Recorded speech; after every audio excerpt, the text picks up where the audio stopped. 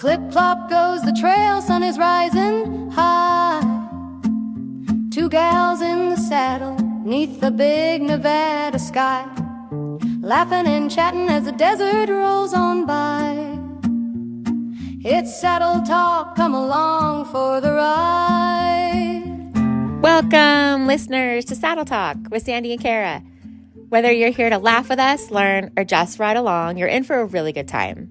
So go grab your helmet or your pooper scooper and settle in with us as we discuss life, horses, of course, and all the unexpected turns along the trail. And hey, whether you're a seasoned cowgirl or you're still learning, remember, we're sharing our own stories and opinions based on decades of personal experience. Always ride safe and check with a professional before trying anything new. Now let's go ride.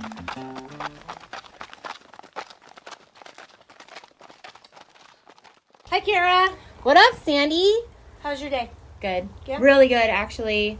Got some really good news lately. Which was what? Probably gonna get a promotion. Yay. Kind of fucking excited. But nobody knows what you do, so they can't really... No, and that's okay. Because we don't really discuss. Private information. Yeah. Yeah, we just don't. But I'm gonna get a promotion, maybe, possibly, so I'm super excited and jazzed. Yay, that's awesome. I know. Thanks, friend. You've been an amazing partner in all of that because you've been waiting for my ass while I finish my degree. I know. And I've been having to find people to ride with, so it's been hard, but I've suffered through. You have? Yes, I have. So, today we have an amazing guest. We do. And today's topic is, so you think you want a horse? Do you? Do you? Right. Do you really want a horse? Right. Are you sure? Exactly. Are you sure you want that horse? Today we have with us Darlene Harman. I met Darlene when somebody was going to give me a free horse that was a 2-year-old male, not even cut. It was free, and I needed to figure out how to deal with horses, and I found you through the Therapeutic riding program that you have. I remember walking up to you and saying, hey, someone's going to give me a horse? I don't want you to tell me no. I want you to teach me how to do it safely, and that's why I'm here. And you looked at me like, who the fuck is this girl? She is fucking crazy. That is what kind of bleeds into, so you think you want a horse. You're an amazing horsewoman. You have done so much. I've learned so much from you. You have gotten me all my horses, and they've all been amazing. And I know that other people come to you. People will come and ask me, I'm looking for a horse, or I want a horse, or can you help my friend get a horse? And I think I'm referred because of the background of having a therapeutic riding program and entrusting individuals' lives with disabilities to use the horse as a tool to help them better their life and not hinder their life, right? It's used to better them. When I get asked that question, can I help? There's several different things that I say, absolutely I can help if it's helpable. Right. If it's helpable. What do you mean by helpable? And the helpable means is that are they realistic in their expectations of what they want? Like, I want a 20-year-old horse that has one eye and is, on its deathbed. Because I remember when I was looking on my own, I was like, Darlene, I found this great horse. It only has one eye, but I think it's going to be okay. It's like 21. And it's like, you're like, no. Right.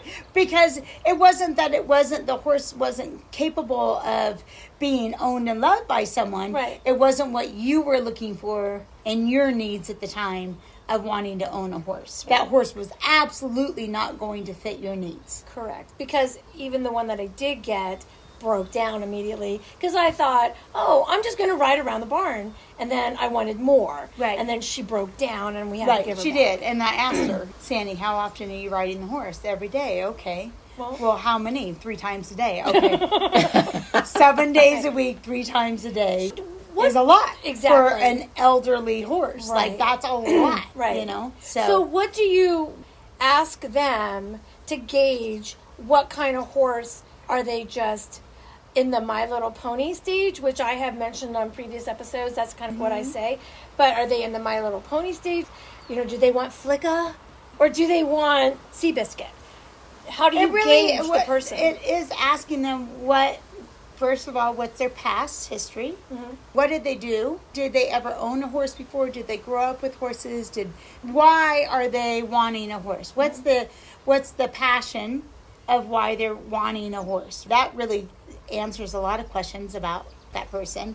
And then the second thing is, again, there's the unrealistic part of expectations of what a horse can do for a human. Right.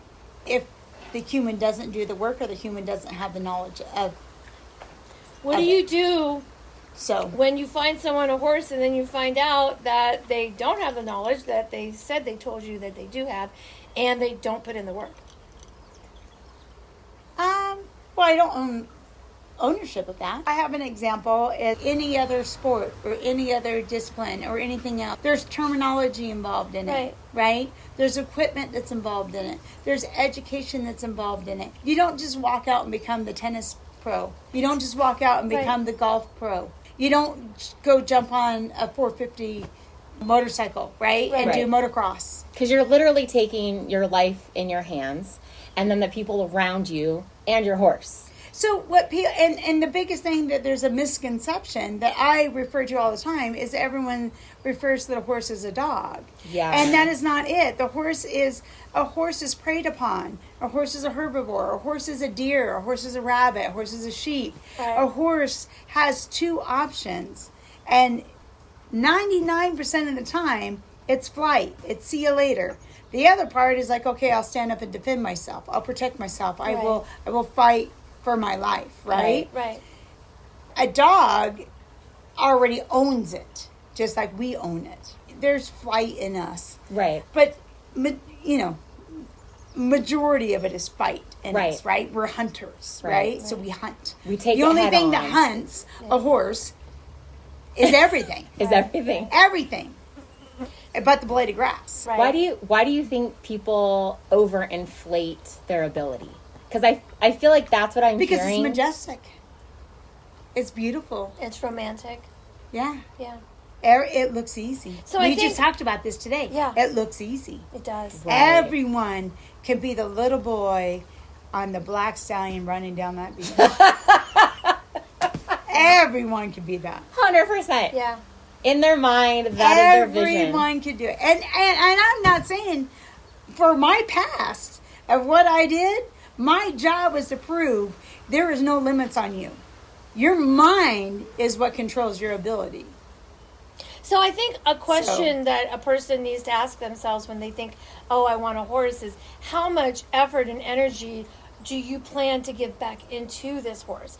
I understand from working under you the time and energy that it took for you to keep 10 horses safe for disabled people. Right. So I learned that, and then I went and did some of my own research and things like that. I guess to anybody listening that thinks, oh, I want a horse and I've never had one, is what are you willing to give back to this horse? Yeah, what is it? To be honest. Yeah. I think that's the biggest thing. If you're going to go out and go buy a boat. Do you know how to steer a boat? Well, what do you know about a boat? So it's important. If you don't know anything, that doesn't mean that you can't learn. Right. So I would say if someone is wanting to do something very similar to what you did, it doesn't have to be a therapeutic riding program. No, not at all. If you want to get a horse, invest time into that research. Go down to a barn.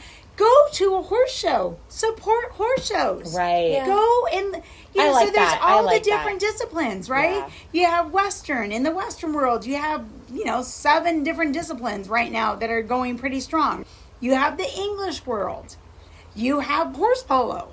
Then you go into the dressage. So you can go into any horse show and be a spectator. Watch. Invest. We are so lucky right now with the internet. Yeah. We're so lucky So with YouTube. lucky. And you can really do your own homework at home. There's 1,000 different clinicians that are out there that can tell you on any of those disciplines Right. of what to do it. And it's overwhelming. We all joke. When you walk into a barn or you talk with another horse person, we're all experts. We're all experts. Yeah. We all got something to say. Oh, Right? 100%. Yeah. This ain't, you ain't doing that very well. You gotta do it this way. Well, I did it this way. Oh my God. You know, like, it's exhausting. It's intimidating. Yeah. And then it's everybody horrible. wants to give you their tech. And then, and so a lot of people retreat from that. Yeah. Right. You know? But if it truly is something that pulls at your heart and you find peace with it, just help yourself out and be honest with yourself. What is your time allowance? Yes. What is your budget? Thank you. Not Keep going. not the budget of the horse. We need a list. right? Yeah. It's not a budget of the horse. The No, because horse- you can get a horse for free. Right. No, right, exactly. So I always ask people say, how much is a horse? I said, I don't know. How much money you have and how much of a car are you going to get? Right. That's how much your horse is. Now, You tell- could buy the Ferrari. It's so true. Can you drive the Ferrari? Right. 100%. That's Can awesome. you pay for that Ferrari? Right. What about your insurance? I mean, come on. Or do No. you need more like the You know Honda what? Civic? Right, That's right, 89. right. Like when the Ferrari breaks down, can you really take it to the shop? Right. Or is it going to sit in your fucking garage? So here's So, another question. you know, it's reality. And- For some reason, horses, we go back to it. It's like this. People have the unrealistic conception of Yeah. what it really is, but So it's then what super do you- simple. What do you think it really is? Like, what do you think it really takes to own a horse and be a good horse owner? Continually to invest in education, continually grow, continually ask, what can I do more? How can I learn more? And it's endless. I don't care how old you are. I don't care what discipline you do. The best person is always under the guidance and the influence of someone that they look up to. Find Yes. a mentor. When I was in SoCal and we were close by, Cara and I, and we've discussed this on previous episodes, how we met, how we became who we are together and what we mean to each other. Then when I went to another barn, we really lost touch. You've always been that consistent mentor for me. And then when I moved up here and you're down there and Cara's up here, you know, I learned so much from Cara. She's got a really good eye as far as she can always tell me when there's something wrong with my horse. And sometimes I hate it. The other day I was fucking taking Shooter to the round pen and he is lazy. So I'm walking and I'm like dragging him behind me and Cara's like, stop. Can you walk him? I was like, fuck. Now what does she see? It was like the face of dread. Like, fucking Cara. What do you saw something else? What did you again. fucking see? But what happens is he drags his feet. Yeah. You know Yeah. that. He drags his feet. And I think that I startled him. I think I did something. Oh, I was spraying fly spray as I was walking. Yeah. Because he hates it, right? So I'm just trying to annoy him. And I think I startled him and he took a couple double steps and I think that she just saw that out of the corner Yeah, of I her saw eye. him kind of pop up, and I'm like, oh shit.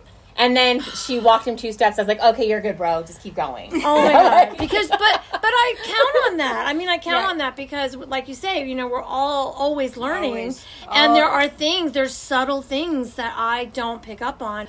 You know, so now I feel like I have 2 great people in my life, and I really encourage people to run out there and find your mentors, find your people. But then it's almost like raising children. You learn all this stuff about experts. kids.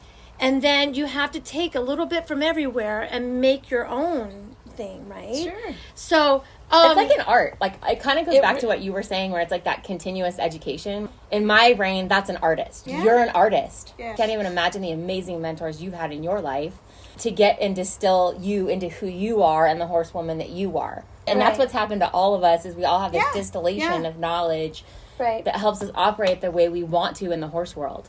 So let me ask you a question. When a person is like, "Oh, I want a horse," and they're all beautiful, all of them are beautiful. How important is knowing the breed that you're looking at?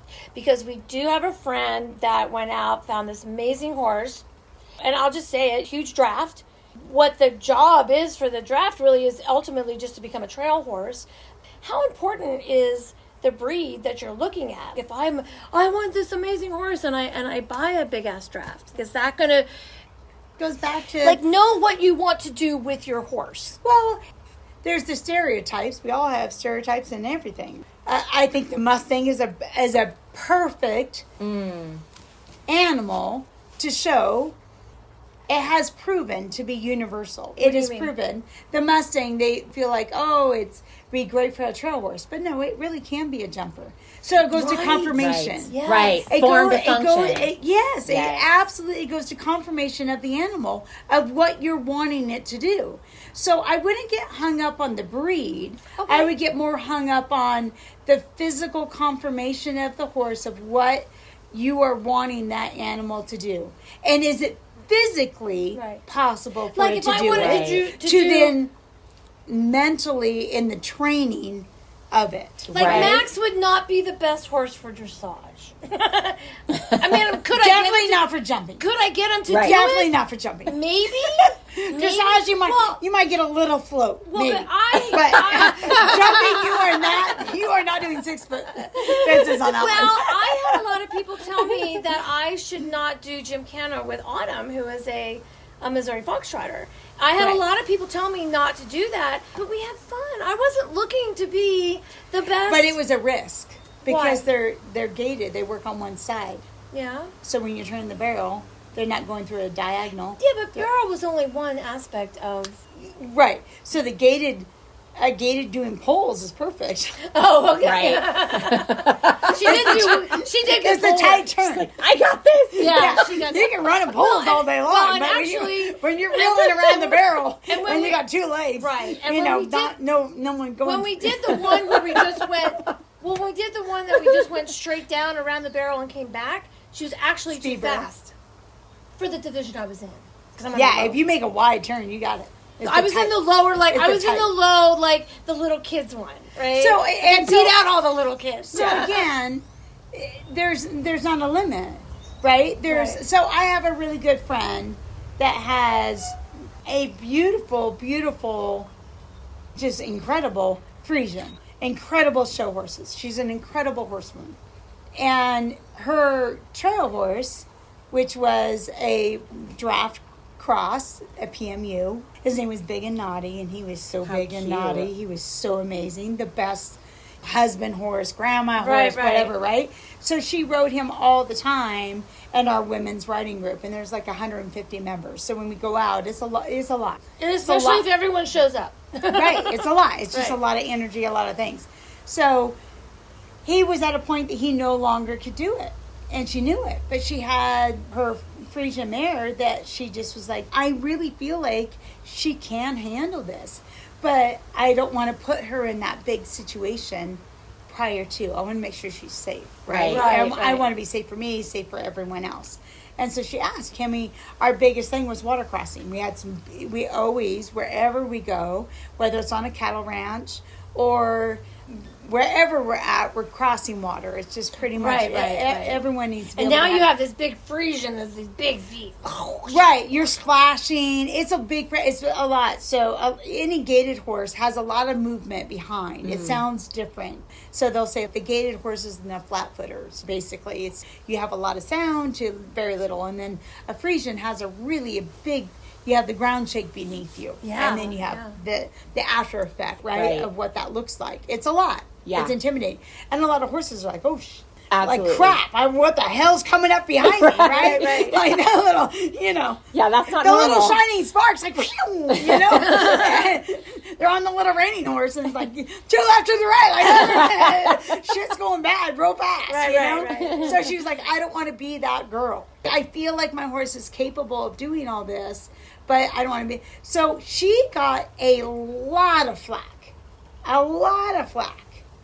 Trail riding her Frisian? Yeah. Because, it really was. It was like, my horse can't be anywhere near that horse. It freaks the horse out. So she came to me and she goes, what do I do? I said, nowhere in the bylaws it said you can't have a non-gated horse or a gated horse. Like, it's not in the bylaw. As a group, we got to figure this out, right? Because same thing, a different friend brought in a mule. So, same thing, the same effect. It's all good until it brays. It's all good until it doesn't look like a horse. Until you're riding the zebra. Right. With the horses, right? It's a big difference. And for our listeners who don't know, horses look at mules and donkeys, and they sometimes will freak the F out. Right. Like, they look at it and they think it's a predator because its eyes are literally in the wrong spot. Yeah. So they think it's And going to their come ears eat them. Yes, and the ears are huge, and it's going to come eat them because it can stare at them the way that you and I can stare at them and think dinner. And they don't nicker. They don't speak the same language. They look it, but they're not. Similar. Right. Kind of like going to France. Well, Here we are. I shouldn't say France. Just wherever. Wherever. Right. It's culture. It's Different going. cultures It's a you go- different go- culture, and you go there. You don't speak the language. They don't speak your language, and you're looking at each other like, "What the hell?" Right. I think going back to it, she asked me to help her get herself and her horse ready to do that. And blown doors. She won in our sorting up at V6 in Parkfield. Blown doors. Has proved absolutely that breed of a horse is universal. Yeah. That's amazing. Majestic, Yeah. beautiful, Oh my gosh. universal. Yep. She came camping at her wedding that I went to, and the minute her and her husband got on those Frisians, they looked like bookends, and they looked like they should be riding into battle. Aw. I mean, they're just the most beautiful, sweet. These horses were so sweet. It was just really So sweet. it really goes into not necessarily the breed of the animal, it's the rider, the work. That The work they have to put in. The work, the education that you have to invest in. It's an investment. Well, and that's- it's an investment for your life. That's a 1,200-pound animal. Yes, Plus. yes. Well, and I think the other thing Truly. too is I think of that- it like a hippo in the backyard. Yeah. You have a hippo in the backyard. Well, I Yeah, think don't the- take it for granted. And I think the other thing That too, it can be a deer and a rabbit in 2.5 seconds. right. But the other thing I think that people don't think about. Like that. Sorry. Okay, no. Keep going. We need to Yeah. have humor in this. So you guys go for it. I keep trying to like. No, we need to. Deer and a hippo. It's okay. It's okay. You guys keep talking about your Deer and a rabbit. No, so go. No, what I was going to say is, I think the other thing that people need to think about is maintenance.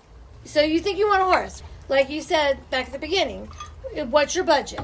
Monthly. Let's just pretend the horse is free. Because Cara and I know you have too, have gotten some free horses. I had a nonprofit. People gave them to me all the time. Yeah. So here's this. I didn't take them. They had a criteria that they had to meet before I took Right. them. So here's this free horse, and we'll get back to that in a second because I think that might be very valuable. What is your budget for food? Are you going to put it at a barn? Can you afford that?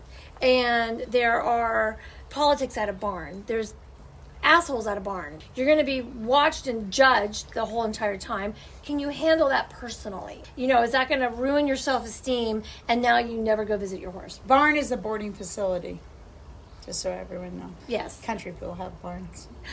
No, and thank you for Border pointing that out barn, because yeah. we don't know who's listening. If anyone's going to listen, right. this could just be for us. I don't know. Not So- wrong.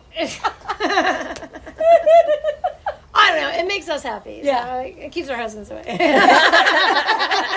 Because I saw mine come out and look, and I was like, oh, they're out there talking. They're out there having fun. But let me go make some noise around the house, like turning the trailer around. But I need him to turn the trailer around, so I can't give him a hard Okay, time. go back on.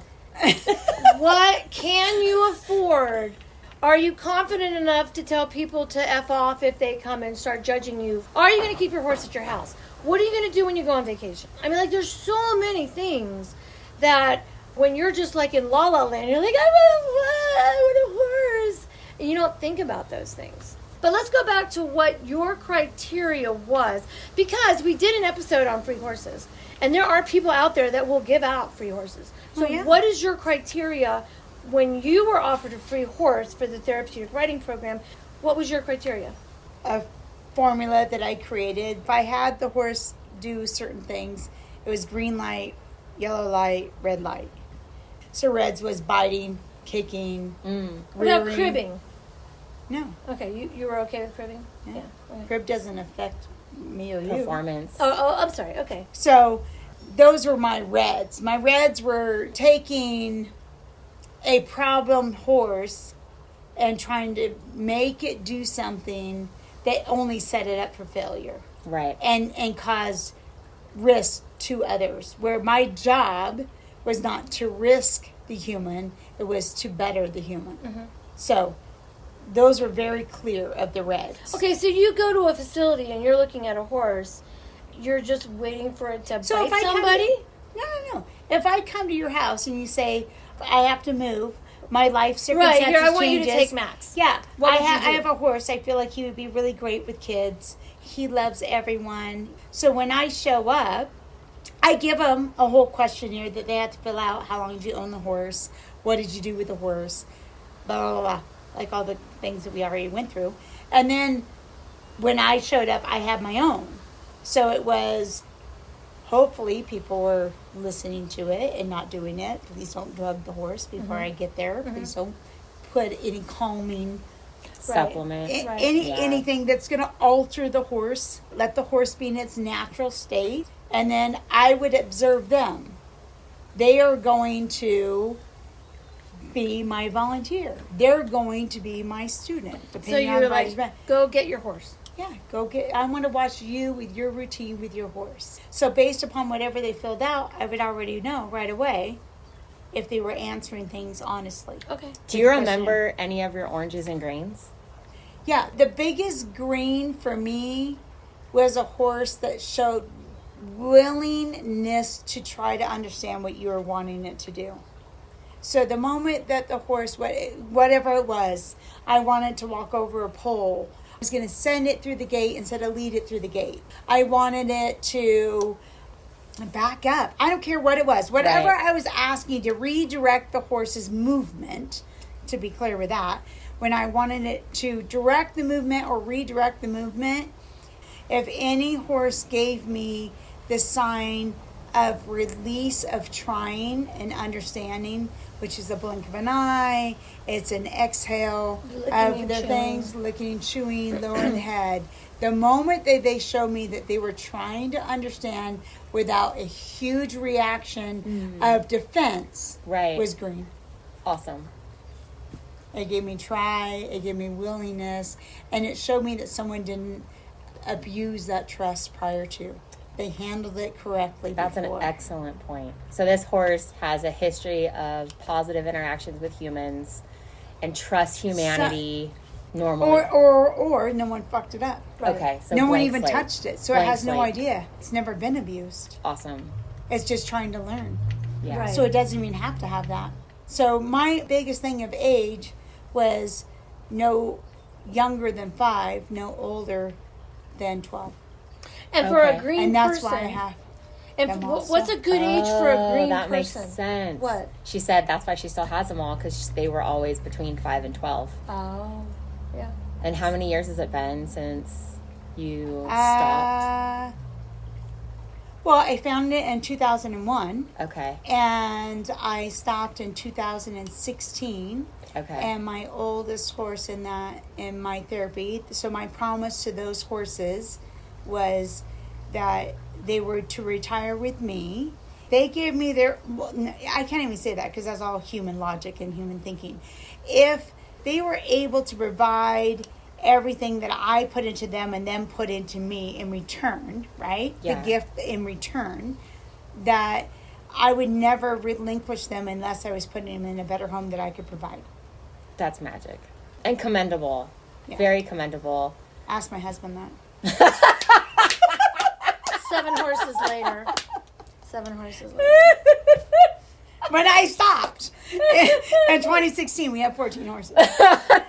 He paid for a boarding facility for 3 months. He's like, I could do this for about 3 months, sweetheart, and then if not, I'm shooting myself in the head because I just can't do it. I just can't. And isn't that funny? I He's financially shooting can't do himself in the head, not the horses. No, no, not at all, right? Right. He's like, I'm tapping out. My life insurance might be, I don't know. Right, We'll right. figure it out.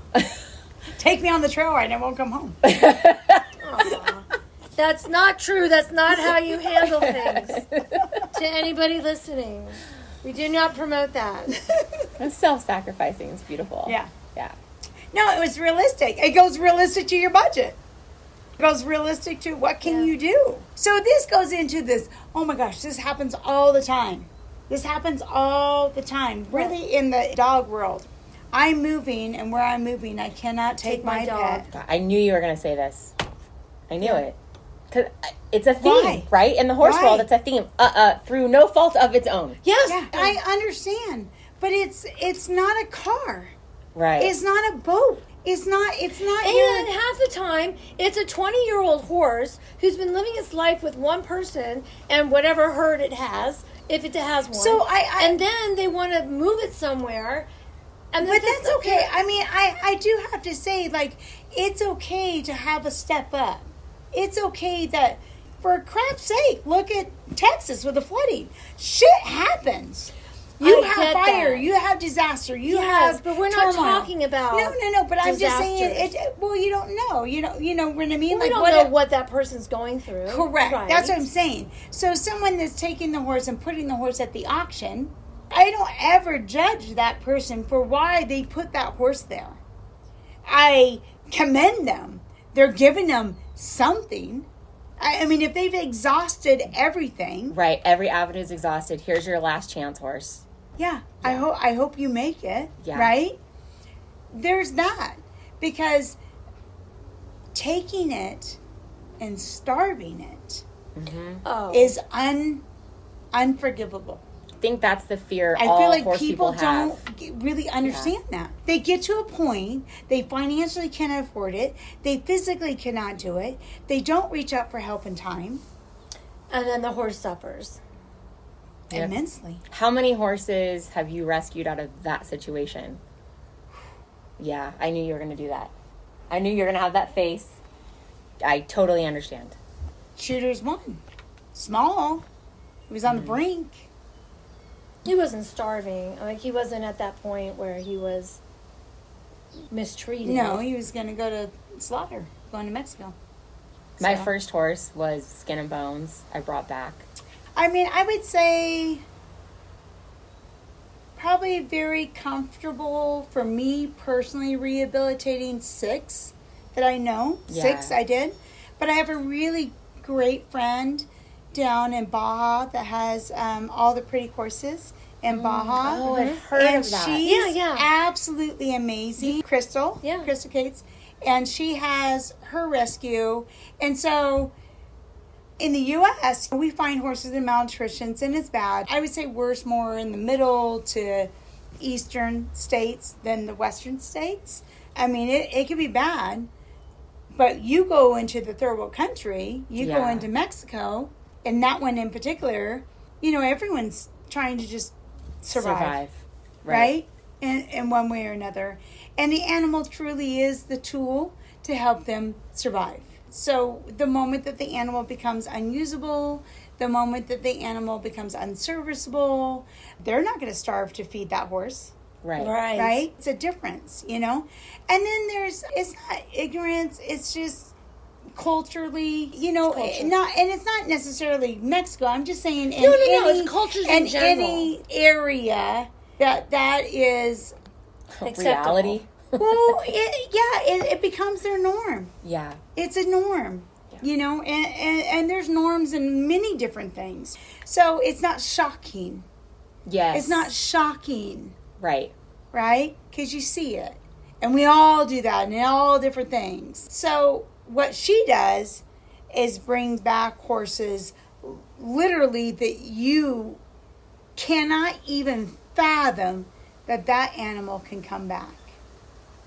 And not only does she bring it back, obviously physically, but then if it goes through everything physically, it becomes then horse that is used for riding there in their trails, and then she rehomes it to then go and get another one. Right. Wow. And it's phenomenal. The before and after is you cannot put it into terms of what she does. Right. She was a 17-year-old girl that went down to Mexico from Texas to go surf, to hang out, and saw a horse on the side of the road starving. Wow. And then that became her life's mission. That's Bones? Yeah. Wow. Yeah. So there's a lot to really consider when you're like, oh, I want a horse. Because I think we all go get the horse. But do invest, some research. But invest in what you're wanting. Go get the career.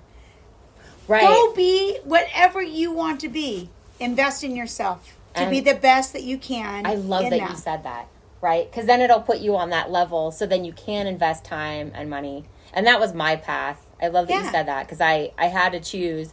I was in my early 20s, and I was like, do I become a horse trainer, or do I become a professional? And I was like, I'm going to become a professional, because if I'm a horse trainer, I don't know if I'm going to love the grind, because the grind is real. And I didn't know if that was going to be something that I would want.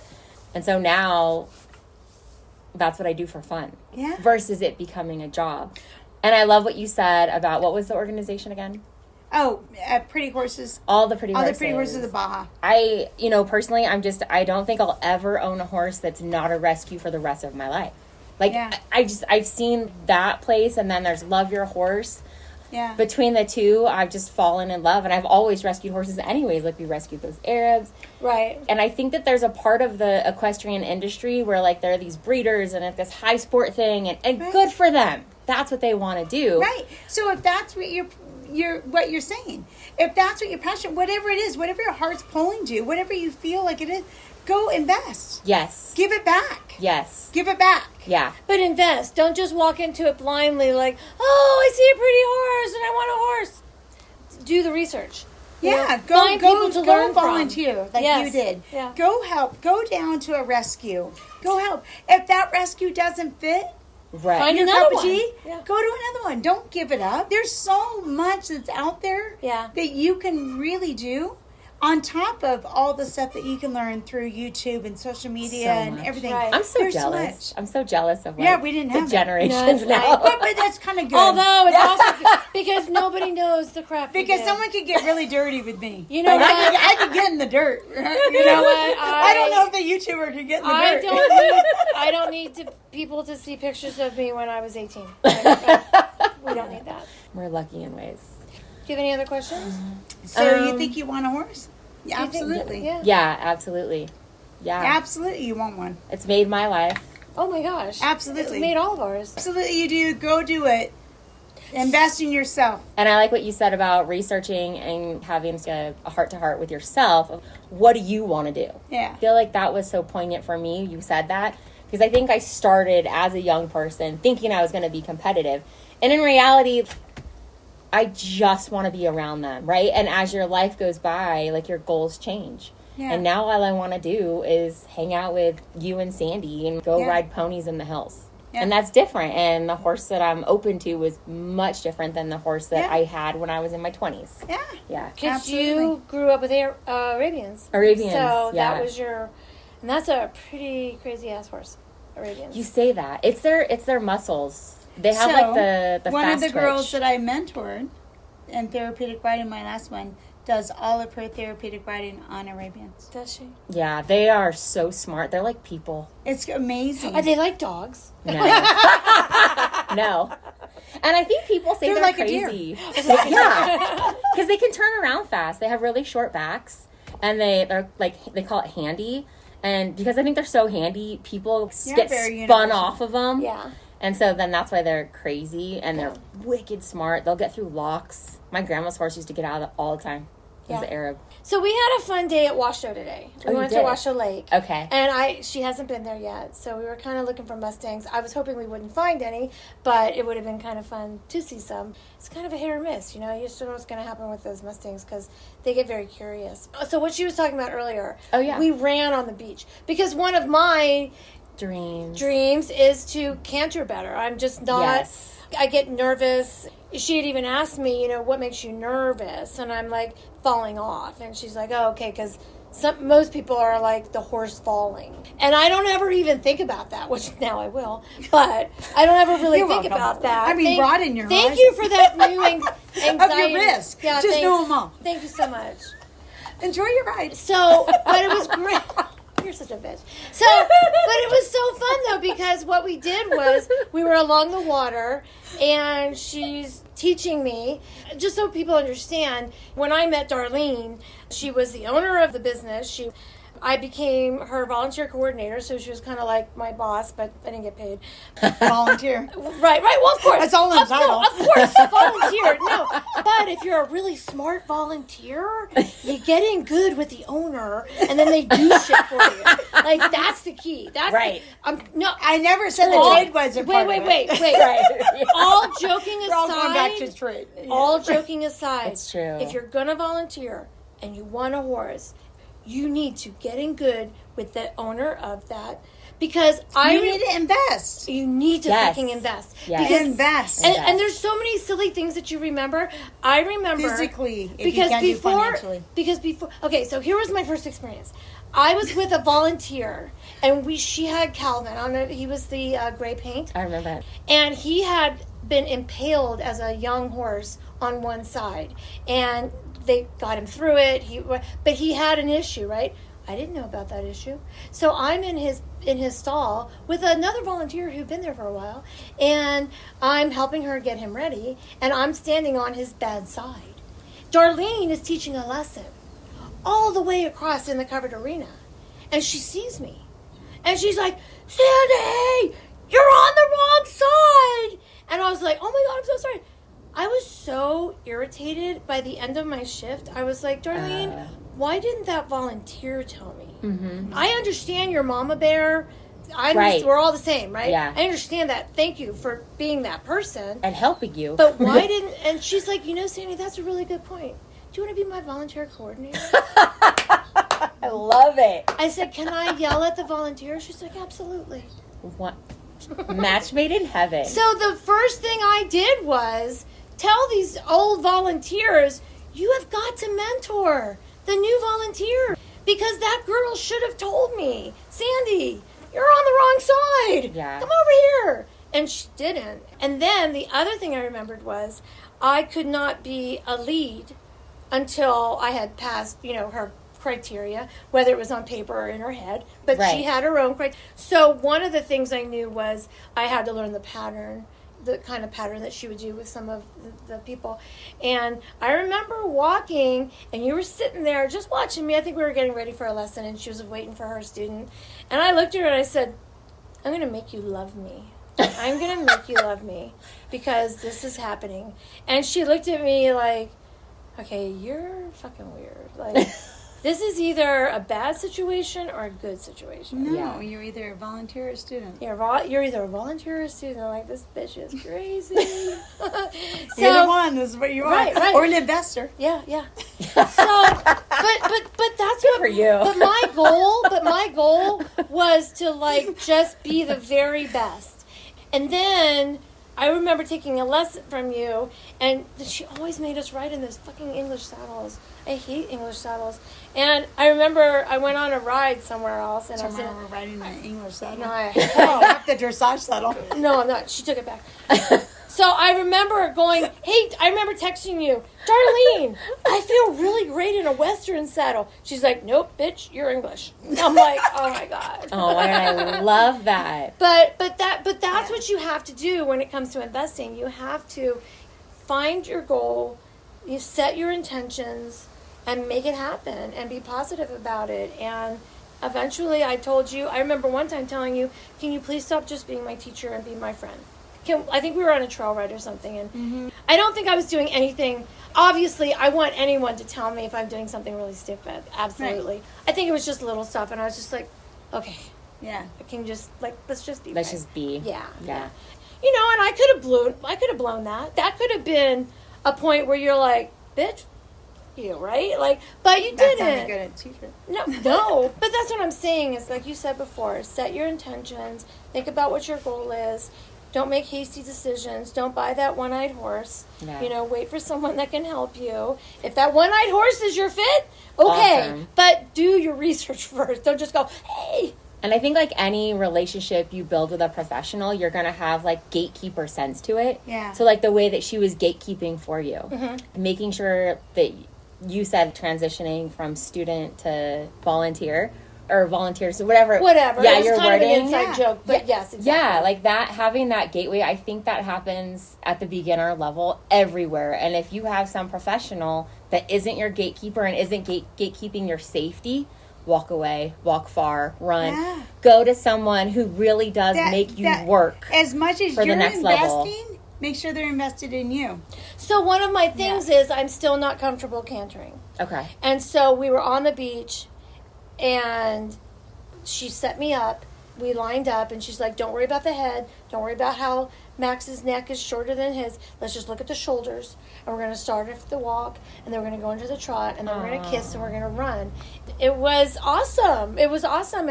And the whole time, you know, she's like, okay, shorten your reins, loosen them up. Shorten your reins, loosen them up. And you always have to be open to listening and learning when you know there's something you're not good at. Don't be so closed off that it's like, yeah, I know what I'm doing. It's like, no, you really don't. Be open to that. And I had so much fun today. Good. And we had a really, really great time. It was funny, though, because what I did was I walked her. My plan was to walk her down to the fence line and then turn left and then catch the lake down at the very end. And she's like, I feel like we're getting really far away from the lake. I said, girl, we're just enjoying the ride.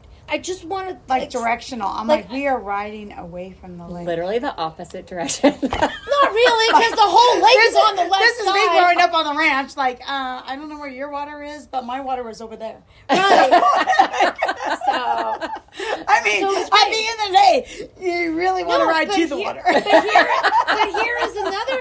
here's another good thing too that was amazing, because you know how Max, when he gets into that deep sand, he crow hops? Oh, yeah. Because I had my Darlene with me. When we started walking up to where the sand was getting deeper, she stopped and she's like, okay, here, we're transitioning from the hard pack into the soft, which is probably what freaks him out. Yeah. So here we are in like the middle. She's like, walk up, do a little figure 8, come back. And then we went up. Wonderful. And he did really well. There was one smidge of a second when we were going up that hill that he wanted to trot, and I kind of felt a little anxiety in him. And I was like, ooh, it's okay, just walk. And he like straightened out. And he did great. Like he had no issues at all. Good job, Maxie Pibb. Yeah. Such a good boy. So it was fun. It was good. The only thing that would have made it better was a bald eagle flying down and catching a fish. But that did not happen. Which it did happen to a friend of mine. That was for you, and for me, it would have been the herd of Mustangs, and I ran, and maybe one little baby would follow. Oh my gosh. Follow where? Into the back of the trailer? Free horse, sugar. So, alrighty. Well, you know what, Darlene? I thank you so much for doing this. I know you had a little trepidation about doing this, but I hope it was comfortable for you. I know that we love having you and talking with you and learning from you. Yeah, you were one of the top of my list. I really was hoping to get you on the podcast. Yeah. Thank you. You're welcome. Thank you. Thanks for having me, ladies. Absolutely. Yep. So that's it, everybody. I hope you enjoyed the episode. But if you have any questions, we're happy to answer anything you have. And I don't know if Darlene would be open to anything, but if you have a question for Darlene, ask us. We'll send it to her. Maybe she can help you find a horse. I don't know. All right, everybody. Have a good day. Toodles. Thank you. Bye. Hey, friends. That's the end of today's ride. We hope you enjoyed listening. Don't forget to follow Saddle Talk with Sandy and Cara, wherever you get your podcasts. Please leave us a review, share us with a friend, and saddle up with us next time as we ride through more stories, questions, and our wild tangents. Till then, friends, keep your boots dusty and your hard hats on. We hope to see you out on the trail. Sandy and Cara, stirrups swinging free, talking about life and love and mystery. From coyotes to coffee, they'll cover it all, with the sagebrush blowing and the wild birds call. So cinch up your boots, we're hitting the track. Saddle Talk's on and we're not looking back.